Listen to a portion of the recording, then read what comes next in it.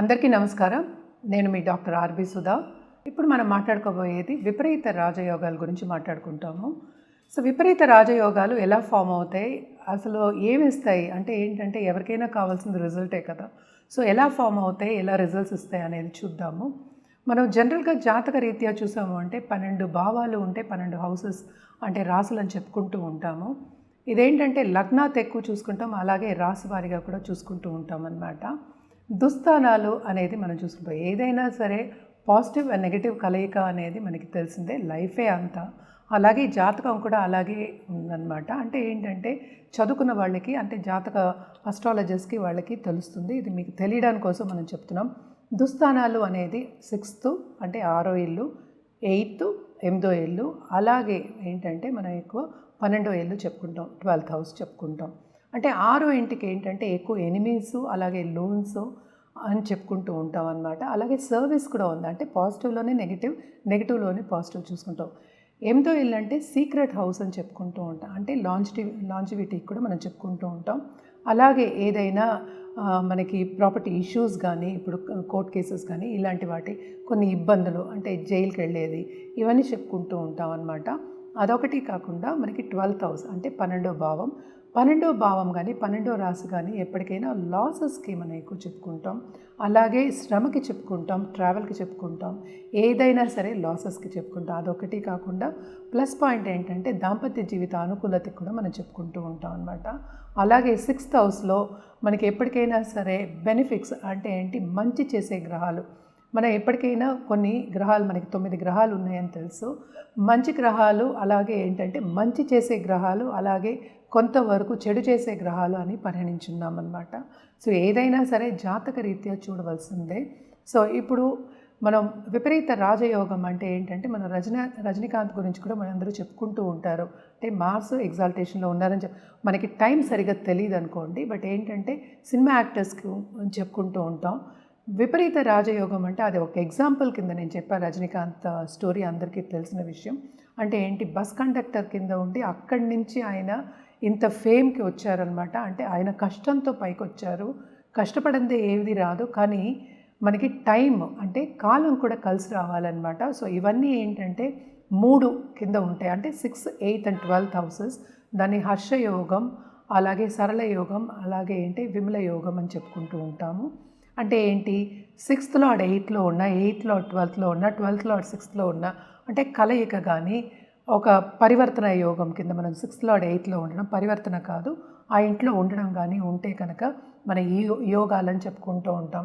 అంటే 6వ ఇంటి అధిపతి 8వ ఇంట్లో ఉంటే హర్షయోగం, 8వ ఇంటి అధిపతి ఏంటంటే 12వ ఇంట్లో ఏంటంటే ఉంటే కనుక సరళ యోగం, అలాగే 12వ ఇంటి అధిపతి 6వ ఇంట్లో ఉన్న, 8వ ఇంట్లో ఉన్న మనం విమల యోగం అని చెప్పుకుంటూ ఉంటాం. అదేంటంటే ఓన్ హౌస్లో ఉన్నా కూడా మనం చెప్పుకుంటూ ఉంటాం అన్నమాట. సో ఎలా ఈ యోగాలు ఫామ్ అవుతాయి అనేది మనం మాట్లాడుకున్నాం. ఏమి ఇస్తాయి అనేది నేను ఒక ఎగ్జాంపుల్ చెప్పాను. అంటే విపరీత రాజయోగం ఇచ్చే ఒక గ్రహాల కింద మనం చెప్పుకుంటూ ఉంటాం. దుస్థానాలు ఏవి అంటే 6, 8, 12. సో ఇలాంటి గ్రహ స్థితి ఉన్నప్పుడు కనుక వాళ్ళు ఎక్కడో ఉన్నవాళ్ళు, అంటే చాలా హీన స్థితిలో ఉన్నవాళ్ళు మనం చెప్పుకుంటూ ఉంటాం కూడా. అంటే అమెరికన్ ప్రెసిడెంట్ కుట్టుకునే అతను అమెరికన్ ప్రెసిడెంట్ అయ్యారని కూడా చెప్పుకుంటూ ఉంటాం. సో ఇలాంటి యోగాలు ఏంటంటే చాలామందికి మనం చూస్తూ ఉంటాం అన్నమాట. వాళ్ళు పుట్టుకతోనే అదృష్టవంతులు అని చెప్పలేము, but as life goes on అంటే ఎదుగుతున్నప్పుడు చాలా అదృష్టం అనేది వీళ్ళకి కలిసి వస్తుంది. అందుకనే మనం ఏంటంటే విపరీత రాజయోగం అని చెప్పుకున్నాం. విపరీతం అంటే ఏంటంటే అటు మనకి డబ్బు, సంపద, పేరు, అంటే పలుకుబడి అన్నీ ఉంటాయి అన్నమాట. అంటే ఏంటి, ఏదో ఒక కాలం వాళ్ళకి కలిసి వచ్చినప్పుడు, నేను ఇందాక నుంచి చెప్తున్నా కాలం కలిసి రావాలి అంటే ఏంటి, కాలం కలిసి రావాలి అంటే ఏంటంటే ఆ దశా విశేషాలు, అంటే 6th లార్డ్ దశ కానీ, లేకపోతే లగ్నాధిపతితో కూడిన సబ్దశ రావడం కానీ, మంచి దశతో కూడిన ఈ దశలు రావడం కానీ వస్తే కనుక తప్పక ఏంటంటే విపరీత రాజయోగం అని చెప్పొచ్చు. అలాగే ఏంటంటే కొన్ని నీచభంగ రాజయోగాలు కూడా మనం చెప్పుకుంటూ ఉంటాం. అంటే ఈ గ్రహాలన్నీ ఉన్నాయి కదా, ఒక్కొక్క ప్లేస్లో నీచం అవుతాయి. అంటే ఏంటంటే మనకి రాహుకేతుకి నీచ స్థితి, అది ఉచ్చ స్థితి ఉన్నప్పటికీ మనం ఎక్కువ చెప్పుకోము. మిగతా 7 గ్రహాలకి మనం చెప్పుకుంటూ ఉంటాం అన్నమాట. అది నీచమైనప్పుడు ఎస్పెషల్లీ ఏంటంటే చంద్రుడు నీచమైంది ఏంటంటే మనకి వృశ్చిక రాశిలో నీచమవుతారు. నీచభంగ రాజయోగాలు అని చెప్పుకుంటూ ఉంటాం అనమాట. అది టైం రావాలి, టైం వచ్చినప్పుడు అంటే సప్దశ వచ్చినప్పుడు కానీ లేకపోతే దశా విశేషాలు వచ్చినప్పుడు కానీ ఆ దశ వచ్చినప్పుడు కానీ సడన్గా ఏంటంటే పుష్ అనేది ఉంటుంది. అంటే మంచి ఆపర్చునిటీస్ ఇచ్చినప్పటికీ కొంతమంది తీసుకోలేకపోతారు. సో అందుకని టైం అనేది మనకి కరెక్ట్ ఉండాలి. కొంతమంది జాతక రీత్యా ఏంటంటే ఇవన్నీ యోగాలు ఉన్నప్పటికీ ఏంటంటే దశ మనకి అనుకూలంగా ఉండదన్నమాట. దశ అనేది ఎప్పటికైనా సరే మన నక్షత్రం పట్టి వస్తూ ఉంటుందన్నమాట. సో మనం ఇప్పుడు పరిహారాల విషయానికి వస్తే కనుక తప్పక ఇవి దుస్థానాలు కనుక ఒక్కొక్కరికి ఒక్కొక్క పరిహారం అనేది ఉంటుంది. జనరల్గా ఏంటంటే నవగ్రహ స్తోత్రాలు, నవగ్రహ హోమాలు చేయడం అనేది మంచిది.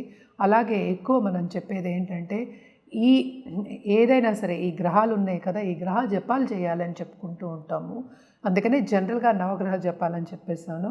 అలాగే ఏంటంటే శక్తి పూజలు చేసే వాళ్ళకి ఎప్పటికైనా చెప్పడం ఏంటంటే శక్తి పూజలు చేసే వాళ్ళకి, నిత్యం చేసే వాళ్ళ శక్తిని కొలిచే వాళ్ళకి తప్పక ఏంటంటే పాజిటివిటీ అనేది ఎక్కువ ఉంటుంది. ఈ గ్రహాలు కూడా ఏంటంటే అనుకూల పరిస్థితికి వచ్చే ఛాన్సెస్ ఎక్కువ ఉన్నాయి, అనుకూలంగా ఉండేది మనం చూస్తూ ఉంటాము.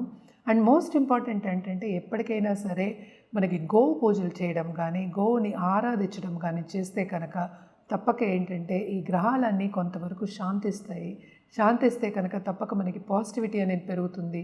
నాట్ ఓన్లీ పాజిటివిటీ వచ్చినప్పటికీ కాలం కలిసి వస్తుంది. మనకి పూర్వీక ఆశీస్సులు కూడా ఉంటాయి కనుక ముందుకెళ్ళడం అనేది ఈజీ అవుతుందన్నమాట. సో మనం ఇప్పుడు రాశివారీగా మాట్లాడుకుందాం. ఇప్పుడు మనం మాట్లాడుకోబోయేది మిథున రాశి వాళ్ళ గురించి. మిథున రాశి వాళ్ళకి 6వ ఇంటి అధిపతి ఏమో మనకి మార్స్ అయ్యారు. అలాగే 12వ ఇంటి అధిపతి ఏమో మనకేమో శుక్రుడయ్యారు. సో 8th లార్డ్ ఏమో మనకి శని అయ్యారు. సో శని ఇప్పుడు 12వ ఇంట్లో ఉంటే మనకి విమల యోగం కింద మనం చెప్పుకుంటాం అన్నమాట. అదొకటి కాకుండా మార్స్ 8th హౌస్లో ఉన్నా కూడా మనం ఏంటంటే సరళ యోగం, అలాగే హర్షయోగం ఇందాక నేను ఎక్స్ప్లెయిన్ చేశాను కదా. మోస్ట్ ఇంపార్టెంట్ ఏంటంటే ఇక్కడ మనకి వీనస్ మోస్ట్ ఇంపార్టెంట్ మనం చెప్పుకునేది. సో తప్పక ఏంటంటే వీళ్ళకి పైకి వచ్చే chances especially so Venus own హౌస్లో ఉన్నప్పటికీ లేకపోతే మారినప్పుడు 8th హౌస్లో ఉన్నప్పటికీ అంటే ఏంటంటే శని ఇంట్లో మకరంలో ఉన్నప్పటికీ తప్పక ఏంటంటే వీళ్ళకి విపరీత రాజయోగాలని చెప్పుకోవచ్చు అనమాట. అదొకటి కాకుండా మార్స్ 12th హౌస్లో ఉంటే కనుక అలాగే క్యాప్రికాన్లో అంటే ఎగ్జాల్టేషన్ పొజిషన్లో ఉన్నా కూడా మనం చెప్పుకోవచ్చు విపరీత రాజయోగం వస్తుంది. కానీ ఇదంతా ఎప్పుడు ఫ్రూటిఫై అవ్వాలి, ఎప్పుడు ఫ్రూట్ ఇవ్వాలి అంటే తప్పక ఈ దశలు వచ్చే టైంలోనే వస్తాయి. ఈ దశలు రానప్పుడు ఏంటంటే సప్దశ వచ్చినప్పుడు కూడా తప్పక వీళ్ళకి పైకి వచ్చే ఛాన్సెస్ ఉంటాయి. సో పుట్టుకతోనే వీళ్ళు ఏంటంటే శ్రీమంతులు అని చెప్పలేము, ఎదుగుతున్నప్పుడు వీళ్ళకి మంచి ఆపర్చునిటీస్ వచ్చి విపరీత రాజయోగం అంటే అదే. సో కొంతవరకు ఏంటంటే కష్టపడిన తర్వాతే విపరీత రాజయోగం అంటే వాళ్ళు అనుకున్న దానికన్నా మించి ఇవ్వడమే మనకు విపరీత రాజయోగం అన్నమాట. సో తప్పక ఈ గ్రహాలే ఈ రాశి వాళ్ళకి విపరీత రాజయోగం ఇచ్చే ఒక గ్రహాల కింద మనం చూడొచ్చు. మనం మాట్లాడుకున్న దుస్థానాలు కూడా అవుతాయి అని చెప్పి దుస్థానాలు గ్రహాలు కూడా అవుతాయని. అసలు నెగిటివ్లోనే మనం పాజిటివ్ అనేది మనం చూసుకుంటున్నాము. ఏంటంటే నెగటివ్ ప్లస్ అయినట్టు అనమాట. సో తప్పక వీళ్ళు కూడా పరిహారాల విషయానికి వస్తే కనుక వీళ్ళు తప్పక ఏంటంటే మార్స్ కాళ్ళు పట్టుకోవడం అనేది చాలా మంచిది. అంటే కుజుడు కాళ్ళు, ఎందుకంటే లాభం కూడా రావాలి.